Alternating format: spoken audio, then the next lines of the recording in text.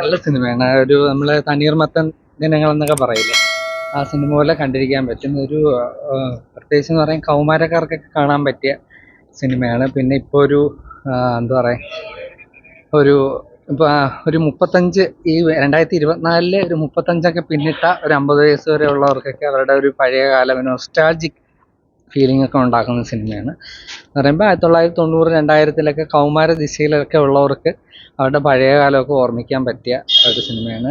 ഒരു വേണമെങ്കിൽ അതിനൊരു സെക്സ് എഡ്യൂക്കേഷൻ മൂവി എന്ന് വേണമെങ്കിൽ പറയാം. യാതൊരു വൾഗാരിറ്റി ഇല്ലാതെ നന്നായിട്ട് പറഞ്ഞു പോകുന്ന കഥ.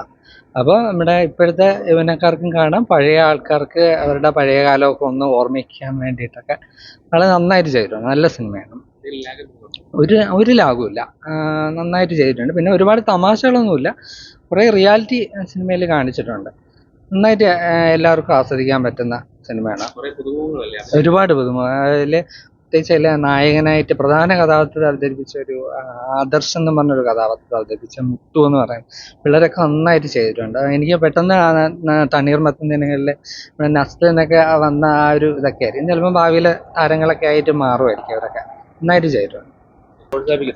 എൻ്റെ അഭിപ്രായം, ഞാനിത് കണ്ടതിൽ, first of all good afternoon to all. പക്ഷേ ഇത് കാണേണ്ടതാണ്. എല്ലാ സ്കൂളിലെ കുട്ടികളെ കൂടി പോലും അവർക്ക് ബസ്സിൽ കൊണ്ടുവന്ന് കാണിക്കാൻ തക്കവണ്ണമുള്ള ഒരു മെസ്സേജ് ഉൾപ്പെടുന്ന ഒരു പടമാണിത്. മനസ്സിലാവുന്നുണ്ടോ? That message to the young children, +1, +2 children. അവർ ഈ സമൂഹത്തിലെ ഇനിയും വളർന്നു വരുന്ന നല്ലൊരു യൂത്താണ്. ആ കുഞ്ഞുങ്ങൾക്ക് ഒരു തടസ്സവുമില്ലാതെ അവർക്ക് ഇടപഴകാനും, അതോടൊപ്പം പഠിത്തത്തിനെ ഇത് ബാധിക്കുന്നതേ ഇല്ല. സാംസ്കാരിക രംഗങ്ങളിൽ ഇവർ എങ്ങനെ ഇടപഴകുന്നതിൽ തെറ്റ് കാണരുത് എന്നുള്ളത് ഒരു message. Last but not the least, the teacher, the principal is telling that എന്തൊക്കെ വേണമെങ്കിലും ആയിക്കോ, പെൺകുട്ടികളായി പോവുക, ആൺകുട്ടികളായി പോവുക. ഫസ്റ്റ് എൻ്റെ മനസ്സിൽ തോന്നുന്നത് നല്ല മെസ്സേജ് ഫ്രം ദ പ്രിൻസിപ്പൽ. എല്ലാ സ്കൂളുകളിലുമുള്ള എല്ലാ പ്രിൻസിപ്പലും ഇത് തന്നെയാണ് ഫോളോ ചെയ്യുന്നത്. കുട്ടികൾ എന്താണ് പല രീതിയിലും ചീത്തയാക്കാൻ നമുക്ക് സർക്കംസ്റ്റാൻസസ് ഉണ്ട്. പക്ഷേ ആ സർക്കംസ്റ്റാൻസസിൽ ഒന്നും വീഴാതെ ഇടപഴകി കൈകോർത്ത് നിങ്ങൾ നന്നായി പഠിച്ച് നല്ല സമൂഹത്തെ വാർത്തെടുക്കുക. ഇതൊരു മെസ്സേജായിട്ട് തോന്നുന്നില്ലേ? അത് എന്താണെന്ന് വെച്ചാൽ, അത് പബ്ലിസിറ്റി ഇല്ലാത്തത് കൊണ്ടാണോ?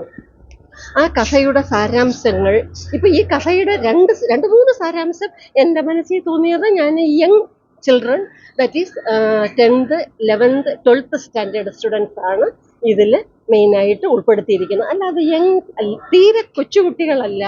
പിന്നെ ആസ് എ സ്കൂൾ, ഇന്നത്തെ എഡ്യൂക്കേഷനിൽ നടക്കുന്ന വിദ്യാഭ്യാസ സ്ഥാപനത്തിൽ ഉള്ള ഒരു കാര്യവും കൂടാണ്.